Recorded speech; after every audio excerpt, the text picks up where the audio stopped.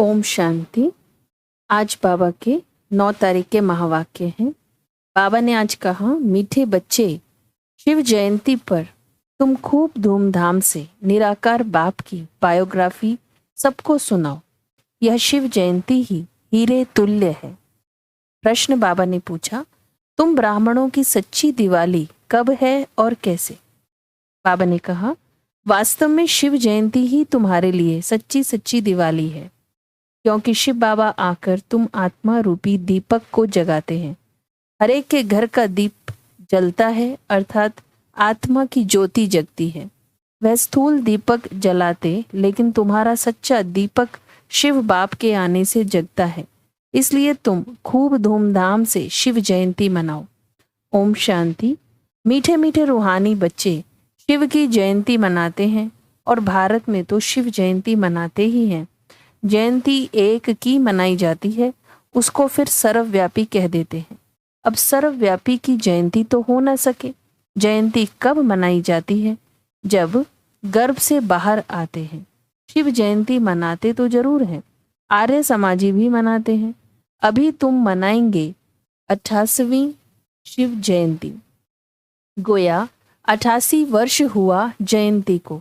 जन्मदिन तो सबको याद रहता है, फलाने दिन यह गर्भ से बाहर आया। अब शिव बाबा की तुम 88वीं जयंती मनाएंगे। वह तो है निराकार, उनकी जयंती कैसे हो सकती है? इतने बड़े बड़े मनुष्यों के पास निमंत्रण कार्ड जाते हैं, कोई को पूछना तो चाहिए, जयंती कैसे मनाते हो? उसने जन्म कब और कैसे लिया? फिर उसके शरीर का नाम क्या रखा? परंतु ऐसे पत्थर बुद्धि हैं जो कभी पूछते नहीं हैं। तुम उनको बता सकते हो, वह है निराकार, उनका नाम है शिव। तुम सालिग्राम बच्चे हो, जानते हो इस शरीर में सालिग्राम है, नाम शरीर का पड़ता है, वह है परमात्मा शिव। अब तुम कितना धूमधाम से प्रोग्राम रखते हो। दिन प्रतिदिन तुम धूमधाम से समझाते रहते हो कि जब शिव बाबा की ब्रह्मा के तन में प्रवेशता होती है, वही उनकी जयंती गाई जाती है। उनकी तिथि तारीख कोई होती नहीं। कहते हैं मैं साधारण तन में प्रवेश करता हूँ, परंतु कब किस घड़ी वह नहीं बताते। तिथि तारीख दिन आदि बताएं तो कहें कि फलानी तारीख। जन्म पत्री आदि तो इनकी होती नहीं। वास्तव में जन्म पत्री तो सबसे ऊंची इनकी है, कर्तव्य भी इनका सबसे ऊंचा है। कहते हैं प्रभु तेरी महिमा अपरंपार है, तो जरूर कुछ करते होंगे। महिमा तो बहुतों की गाई जाती है। नेहरू, गांधी आदि सबकी महिमा गाते हैं। इनकी महिमा कोई बता न सके।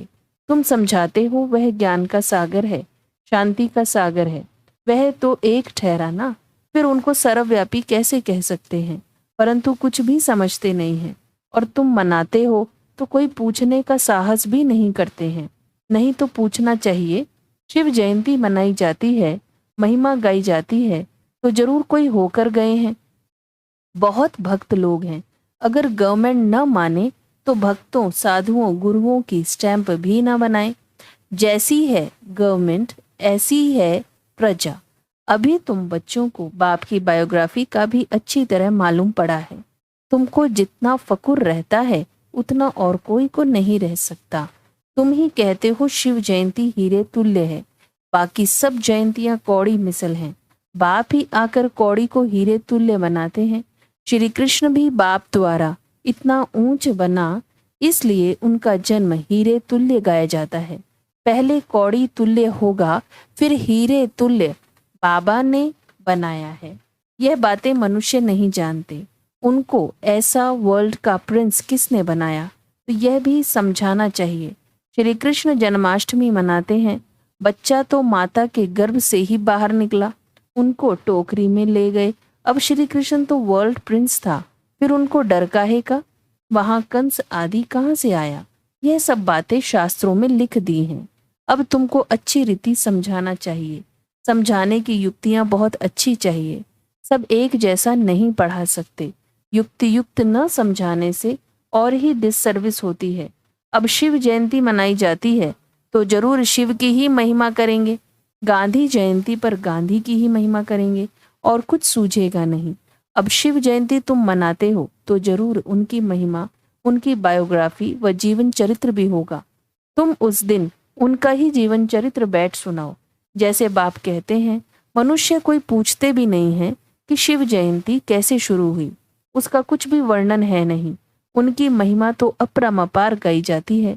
शिव बाबा को भोलानाथ कह बहुत महिमा करते हैं। वह तो भोला भंडारी है। वह लोग शिव शंकर कह देते हैं, शंकर को भोलानाथ समझ लेते हैं। वास्तव में भोलानाथ शंकर तो नहीं लगता। उनके लिए तो कहते हैं आंख खोली तो विनाश हुआ। धतूरा खाते उनको फिर भोलानाथ कैसे कह सकते हैं? महिमा तो एक की ही होती है। तुमको शिव के मंदिर में जाकर समझाना चाहिए। वहां बहुत लोग आते हैं तो शिव का जीवन चरित्र सुनाना है। कहते हैं भोला भंडारी शिव बाबा। अब शिव और शंकर का भेद भी तुमने ही बताया है। शिव की पूजा होती है शिव के मंदिर में, तो वहां जाकर तुमको शिव की जीवन कहानी बतानी है।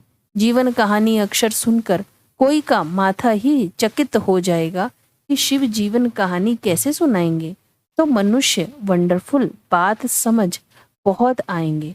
बोलो, निमंत्रण पर जो आएंगे उनको हम निराकार परमपिता परमात्मा की जीवन कहानी बताएंगे। गांधी आदि की भी बायोग्राफी सुनते हैं ना। अभी तुम महिमा करेंगे शिव की तो मनुष्यों की बुद्धि से सर्वव्यापी की बात उड़ जाएगी। एक की महिमा फिर दूसरे से मिल ना सके। यह जो मंडप बनाते हैं व प्रदर्शनी करते हैं, वह कोई शिव का मंदिर तो है नहीं। तुम जानते हो, सच्चा सच्चा शिव का मंदिर वास्तव में यह है जहाँ रचता खुद बैठ रचता और रचना के आदि मध्य अंत का राज समझाते हैं।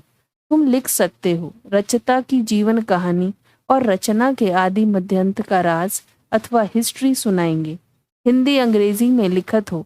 बड़े बड़े के पास जाएंगे तो वंडर खाएंगे कि यह कौन है जो परमपिता परमात्मा की बायोग्राफी बताते हैं। सिर्फ रचना के लिए तुम कहेंगे तो समझेंगे प्रलय हुई फिर नई रचना रची, परंतु नहीं, तुमको तो समझाना है बाप पतितों को आकर पावन बनाते हैं। तो मनुष्य वंडर खाएंगे।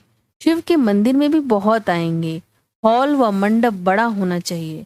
भल तुम प्रभात फेरी निकालते हो, उसमें भी यह लक्ष्मी नारायण का राज्य किसने स्थापन किया, उन्हों को यह समझाना है। निराकार शिव बाबा जो सभी आत्माओं का बाप है, वो ही आकर राजयोग सिखाते हैं।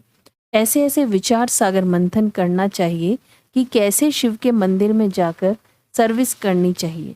शिव के मंदिर में सवेरे पूजा करते हैं, घंटे आदि भी सवेरे बजते हैं। शिव बाबा भी प्रभात के समय आते हैं।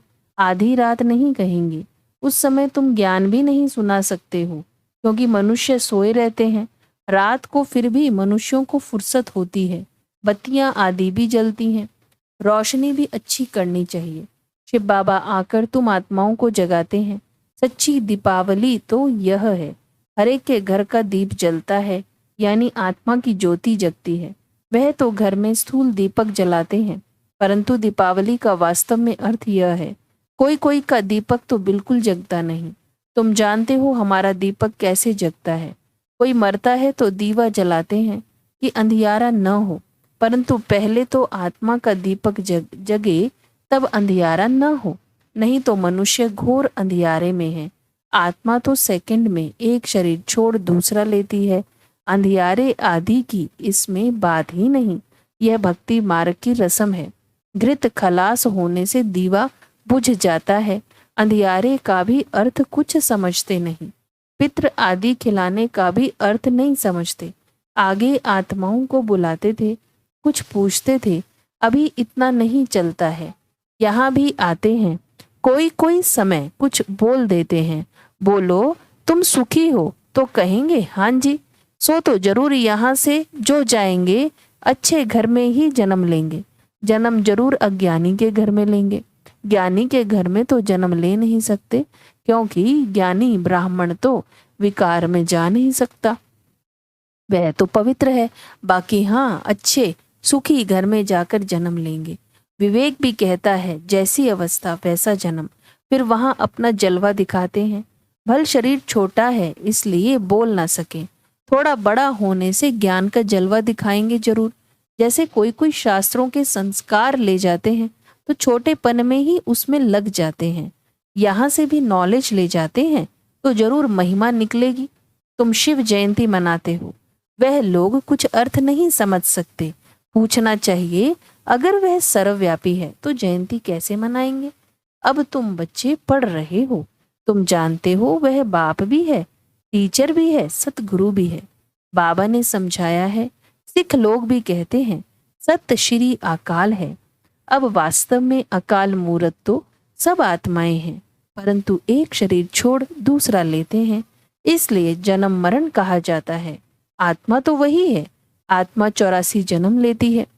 कल्प जब पूरा होता है तो खुद ही आकर बताते हैं कि मैं कौन हूँ, मैं कैसे इनमें प्रवेश करता हूँ, जिससे तुम आपे ही समझ जाते हो, पहले नहीं समझते थे। हाँ, परमात्मा की प्रवेशता है, परंतु कैसे, कब हुई, कुछ भी समझते थोड़ी ही।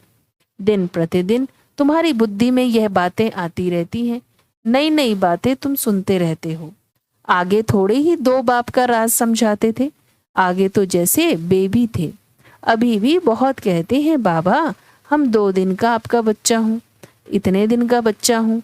समझते हैं जो कुछ होता है कल पहले मिसल, इसमें बड़ी नॉलेज है, समझने में भी समय लगता है। जन्म ले फिर मर भी पड़ते हैं, 2 मास 8 मास का हो मर भी पड़ते हैं। तुम्हारे पास आते हैं, कहते हैं यह राइट है, वह हमारा बाप है, हम उनकी संतान हैं। हाँ हाँ कहते हैं, बच्चे लिखते भी हैं, बहुत प्रभावित हो जाते हैं। फिर बाहर गया, खलास मर पड़ा, फिर आते ही नहीं है तो क्या होगा? या तो पिछाड़ी में आकर रिफ्रेश होगा, या तो प्रजा में आ जाएगा। यह सब बातें समझानी है। हम शिव जयंती कैसे मनाते हैं, शिव बाबा कैसे सदगति करते हैं। शिव बाबा स्वर्ग की सौगात लेकर आते हैं, खुद कहते हैं मैं तुमको राजयोग सिखाता हूँ, विश्व का मालिक बनाता हूँ। बाप तो है ही हेवन का रचयिता, तो जरूर हेवन का ही मालिक बनाएंगे। हम उनकी बायोग्राफी बताते हैं, कैसे स्वर्ग की स्थापना करते हैं, कैसे राजयोग सिखाते हैं, आकर सीखो। जैसे बाप समझाते हैं वैसे बच्चे नहीं समझा सकते हैं क्या? इसमें बहुत अच्छा समझाने वाला चाहिए। शिव के मंदिर में बहुत अच्छा मनाते होंगे, वहां जाकर समझाना चाहिए। लक्ष्मी नारायण के मंदिर में अगर शिव की जीवन कहानी सुनाएंगे तो किसको जचेगी नहीं, ख्याल में नहीं आएगा, फिर उन्हों को अच्छी रीति बुद्धि में बिठाना पड़े। लक्ष्मी नारायण के मंदिर में बहुत आते हैं, उन्हों को लक्ष्मी नारायण राधे कृष्ण का राज समझा सकते हो। उनका अलग अलग मंदिर होना नहीं चाहिए। श्री कृष्ण जयंती पर तुम श्री कृष्ण के मंदिर में जाकर समझाएंगे। कृष्ण ही गोरा, कृष्ण ही सांवरा क्यों गाया जाता है? कहते हैं गावड़े का छोरा, गावड़े में तो गायें बकरियां चराते होंगे ना। बाबा फील करता है हम भी गावड़े के थे, न टोपी न जूती। अब स्मृति आती है हम क्या थे, फिर बाबा ने आकर प्रवेश किया है। तो यह बाप का लक्ष्य सबको मिले कि शिव बाबा को याद करो, वो ही सदगति दाता है। तुम रामचंद्र की भी जीवन कहानी बता सकते हो, कब से उनका राज्य शुरू हुआ, कितना वर्ष हुआ। ऐसे ऐसे ख्यालात आने चाहिए। शिव के मंदिर में शिव की बायोग्राफी सुनानी पड़े, लक्ष्मी नारायण के मंदिर में लक्ष्मी नारायण की महिमा करनी पड़े, राम के मंदिर में जाएंगे तो राम की जीवन कहानी सुनाएंगे। अब तुम पुरुषार्थ कर रहे हो देवी देवता धर्म स्थापन करने का। हिंदू धर्म तो कोई ने स्थापन नहीं किया है, बाकी हिंदू कोई धर्म नहीं है, यह सीधा कहने से बिगड़ेंगे। समझते हैं यह कोई ईसाई हैं। तुम बोलो हम आदि सनातन देवी देवता धर्म के हैं, जिसको आजकल हिंदू कह दिया है। अच्छा, मीठे मीठे सिकिलदे बच्चों प्रति माता पिता बाप दादा का याद प्यार और गुड मॉर्निंग। रूहानी बाप की रूहानी बच्चों को नमस्ते। हम रूहानी बच्चों की रूहानी बाप दादा को याद प्यार गुड मॉर्निंग, नमस्ते नमस्ते नमस्ते जी। धारणा के लिए मुख्य सार है, शिव जयंती धूमधाम से मनाओ। शिव बाबा के मंदिर में शिव की और लक्ष्मी नारायण के मंदिर में लक्ष्मी नारायण व राधे कृष्ण की बायोग्राफी सुनाओ। सबको युक्ति युक्त समझाने दो। अज्ञान अंधियारे से बचने के लिए आत्मा रूपी दीपक को ज्ञान घृत से सदा प्रज्वलित रखना है। दूसरों को भी अज्ञान अंधियारे से निकालना है। वरदान है, सर्व खजानों से संपन्न बन, निरंतर सेवा करने वाले अखुट अखंड महादानी भव।